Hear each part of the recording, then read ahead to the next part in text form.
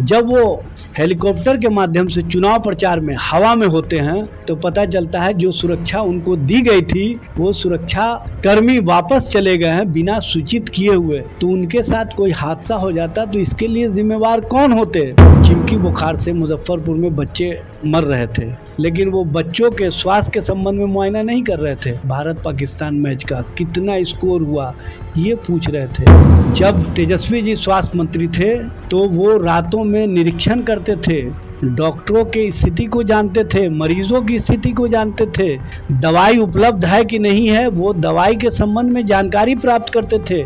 मंगल पांडे जी, आप जब से स्वास्थ्य मंत्री बने हैं बिहार का स्वास्थ्य व्यवस्था पूरी तरह से चरमरा गया है। जो केंद्र के मंत्री हैं और बिहार के जो मंत्री हैं, मुख्यमंत्री जी हैं, सबका जो भाषा और भाषण है उसको आप उठा करके एक बार देख लीजिए, पता चल जाएगा कि किसकी स्थिति खराब है।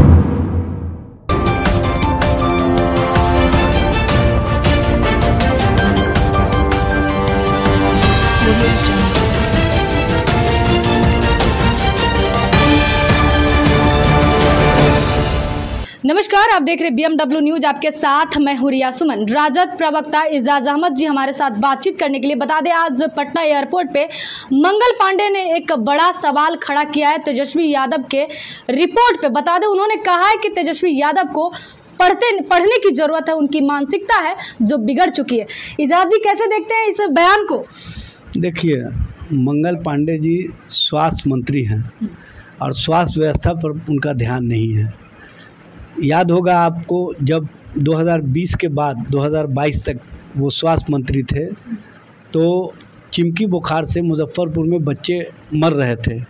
वहाँ पर मुआयना करने के लिए गए थे, लेकिन वो बच्चों के स्वास्थ्य के संबंध में मुआयना नहीं कर रहे थे, वहाँ पर स्कोर का मुआयना कर रहे थे। भारत पाकिस्तान मैच का कितना स्कोर हुआ ये पूछ रहे थे। मंगल पांडे जी, आपके संबंध में बताने की आवश्यकता नहीं है। आप जब से स्वास्थ्य मंत्री बने हैं बिहार का स्वास्थ्य व्यवस्था पूरी तरह से चरमरा गया है। जब तेजस्वी जी स्वास्थ्य मंत्री थे तो वो रातों में निरीक्षण करते थे, डॉक्टरों की स्थिति को जानते थे, मरीजों की स्थिति को जानते थे, दवाई उपलब्ध है कि नहीं है वो दवाई के संबंध में जानकारी प्राप्त करते थे। सारे बिल्डिंग इंफ्रास्ट्रक्चर जो जीर्ण शीर्ण हो गए थे उसको सुव्यवस्थित किया था। और आपके आते ही पुनः वही व्यवस्था, पुनः वही सोच, पुनः वही बात। कहीं ना कहीं चूँकि आपका सिर्फ एक चीज़ पर ध्यान होता है कि नया कंस्ट्रक्शन कहाँ हो रहा है, वहाँ पर आप ज़रूर ध्यान देते हैं। तो ये बताने की आवश्यकता नहीं है कि किसका स्थिति कहाँ पर गड़बड़ाया हुआ है, किसकी स्थिति कहाँ पर ठीक है। ये बिहार की जनता सर्टिफिकेट दे चुकी है। तेजस्वी जी के नेतृत्व पर, तेजस्वी जी के नेतृत्व को जो विश्वास, जो समर्थन बिहार की जनता का मिल रहा है उसके कारण कहीं ना कहीं पूरे भारतीय जनता पार्टी का स्वास्थ्य गड़बड़ा गया। और प्रधानमंत्री जी से लेकर के जो केंद्र के मंत्री हैं और बिहार के जो मंत्री हैं, मुख्यमंत्री जी हैं, सबका जो भाषा और भाषण है उसको आप उठा करके एक बार देख लीजिए, पता चल जाएगा कि किसकी स्थिति खराब है। बार बार आप ही के युवा नेता आखिर विवाद के घेरे में क्यों हैं? मुकेश सहनी भी विवादित बयान के वजह से उनका सिक्योरिटी छीना गया, तो उन पर उन्होंने अपील करते नजर आ रहे हैं। चिराग पासवान हो या तो केंद्र सरकार हो, सबसे अपील करें कि हमें दे दीजिए हमारी सिक्योरिटी, नहीं तो हमारी मौत हो सकती है। आप क्या चाहते हैं कि हम मर जाएं क्या? इस तरह का बयान आप ही के मंत्री दे रहे हैं। देखिए, चाहे तेजस्वी जी हो चाहे मुकेश सहनी हो, वो सच और सच्चाई को रख रहे हैं, नौकरी और रोज़गार की बात कर रहे हैं, आरक्षण व्यवस्था जो 75% की है उसकी बात कर रहे हैं। वो बिहार के आम लोगों को कैसे सुविधाएं मिलनी चाहिए, कैसे पर्यटन के क्षेत्र में बिहार आगे बढ़ना चाहिए। बिहार को जब प्रधानमंत्री आते हैं तो ये याद दिलाते हैं तेजस्वी जी कि बिहार को विशेष राज्य का दर्जा, विशेष पैकेज पर आपका क्या सोच है ये स्पष्ट कीजिए। मंतव्य मांगते हैं तो इनके पास जवाब नहीं होता है। और मुकेश सहनी जी ने या उनके जो सुरक्षा व्यवस्था को छीना गया है, किन मानकों पर उनको सुरक्षा व्यवस्था दिया गया था, क्या उन मानकों को भारत सरकार अब मानती है या बिहार सरकार मानती है कि वो सुरक्षा व्यवस्था वापस लेने की स्थिति में आ गए हैं।